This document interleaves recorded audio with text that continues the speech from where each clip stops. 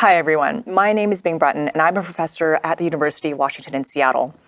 In this new video series, we're going to be talking about visual presentation of data. So you've done your research, you've collected your data, and you've run all the analyses. You have results you're really excited about to share with the world. What is the most effective way you can do this, depending on what it is and who you're trying to talk to? That's what this video series is all about.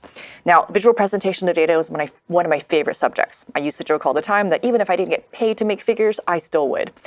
So a lot of this is best practices and principles that we'll talk about. Some of it is my opinion. I'll try not to get too snarky, but let's go with it. All right. So we're going to start by talking about data. So a lot of times you think of data as just these giant spreadsheets of numbers, and sometimes it is. And you might be sitting there frustrated by looking at it because human brains are not particularly good at looking at spreadsheets of data. The more data is, the more complicated it gets. And sometimes if it makes you want to scream, that's probably an appropriate reaction to having so much data. Fortunately, we don't have to just look at spreadsheets. One of the most effective ways that we have at our disposal, one of the tools, is turning data into pictures. And this is because humans have really gigantic visual cortices in the back of our heads, and we're really visual creatures. And so being able to turn data and information into visualization is sometimes one of the most effective ways of communicating and gaining insight. And that's what we're going to be talking about here today. So our learning goals for this video series are going to be the following. I'd like you to understand the core principles and best practices of how to communicate data through visualization.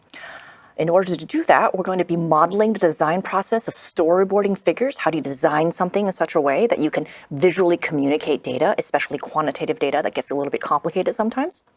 And finally, I want you to know how to develop a productive workflow that works for you instead of against you in making data plots and figures. In order to achieve some of these learning goals, we're going to be talking about the process of how do you make data visualizations. I'd like to explain it in the following way. So the first thing and the most important thing is don't start making a figure. Just don't, okay? Before you make a figure, think to yourself, what are the goals of this figure? What do I want my audience, the person or people who are looking at it, what do I want them to learn from looking at this figure? What do I want them to really come away with? Oh, wow, this is really impressive. Oh, wow, this thing I've learned. This is how this thing works. What is it that you actually want them to learn? Do that before you start any other thing. And you can discuss these with your collaborators and with your friends to make sure that that's the right thing that you want your audience to be able to learn from your figure. After you've done that, after you've defined your goals, the second step is storyboarding the layout. What are the parts of the data and diagrams that you might want to add so that your audience can come to learning the goals of the figure that you want them to learn as effectively as possible? Now, by storyboarding, I literally mean storyboarding, like people would do when you're planning out a comic strip or a movie.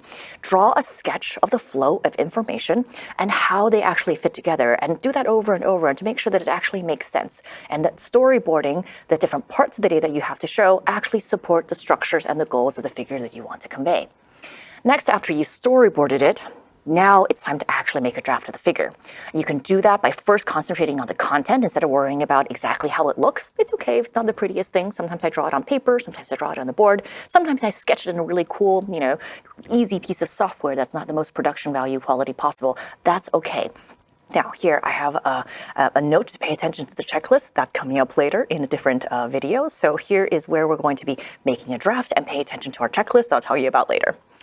The fourth step is to evaluate what you've done critically. Now, after you've storyboarded and made a draft, you have to look at it, take a step back and ask yourself, does the draft actually accomplish the goals that I set out in the beginning? Is the flow of the figure intuitive? Now, here's where we have to be really critical. Okay? It is entirely possible that the thing that you storyboarded and the draft that you made is not very good, and there's actually room for improvement. So be honest with yourself, and also feel free at this point to ask your collaborators and your friends for feedback and suggestions, and make sure you get people that you actually trust who are able to tell you to do things better instead of just saying, oh, that looks good. No? So I tell my students that sometimes if I look at a figure and I say, oh, that looks good, it probably means that I didn't pay that much attention. There's always something that we could be iterating on. And so the iterative nature of these 4 steps is something that I'm trying to emphasize with this diagram here as well. Because by the time you've gotten to step 4, it is not at all over. What this actually is just K equals 0. We're going to, after evaluating critically, we're actually going to redefine the goals of the figure. Okay? Do the goals need to be redefined? Is the thing that we're trying to convey actually the right thing to be conveying, or should we be telling a slightly different story? For instance, maybe the goal of this figure is actually too ambitious. I'm trying to communicate 4 different things, and that's way too complicated. This should actually be 2 or 3 different figures instead. That's totally fine to be able to iterate in that manner. Okay? The other thing that you could say is that sometimes the goals of the figure is a little too modest. Maybe the goal of the figure is, oh, this is how this thing works. Okay? But the goal of your figure should be, this is a really impressive thing that was worth doing in the first place. Because after all, if your audience doesn't understand why you needed to be making the figure, why you're presenting this result, then it's kind of pointless for them to pay attention to the details of exactly how you're visualizing the data in the figure. So these 4 steps are all different ways of striving for the 4 C's as I've described them here in the context of making figures. I know if you look on the internet, there's lots of other 4 C's that are there for design purposes. But here's a version of the 4 C's for me in terms of making good data visualizations.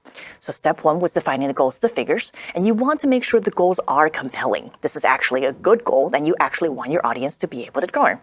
Storyboarding the layout before you start making the figure makes sure that you're able to communicate the goals of the figure, the compelling goals that you've already come up with, in a really clear way. So it is impossible to misunderstand what the audience is supposed to learn from the figure. Making a draft gives us an ability to concentrate on the content of the figure without worrying too much about the aesthetics. We can do that in an iterative way, step by step. Focus on being correct. After all, we're visualizing data, not some kind of creative outlet. This has to be data, and data has to be correct. And so you have to make sure that all aspects of your figure are in fact conveying things correctly and accurately. And then finally, as a separate step, we evaluate the figure in a critical way. And that helps us make sure that whatever we're saying that's compelling, that's worth hearing about, that we're saying it clearly, correctly, and also concisely, without wasting space and wasting effort in terms of showing them things that they don't really need or being really confusing. So here's a self-editing step. You will see me in the rest of the series show this slide over and over because here are always the guiding principles of visualizing data. We want whatever the visualization is for whatever purpose you're visualizing it for, whether it be putting it into a report or putting it into a paper you're writing or making slides for a presentation you're giving in a live audience, you want to make sure that it is always compelling, clear, correct, and concise. So here's our guiding principles. We're going to be coming back to this and unpacking it in terms of how do you actually do this. And so here are the 6 videos that are in this series. We are currently in video 1, the introduction to the goals and principles of why we're plotting data and the guiding principles of how we're going to be doing so. The next 4 videos are going to be kind of how-to videos. We're going to be talking about how to storyboard if you have a figure data, a plot that you're making of data for something that's going to go on a piece of paper or like a PDF or something flat and static.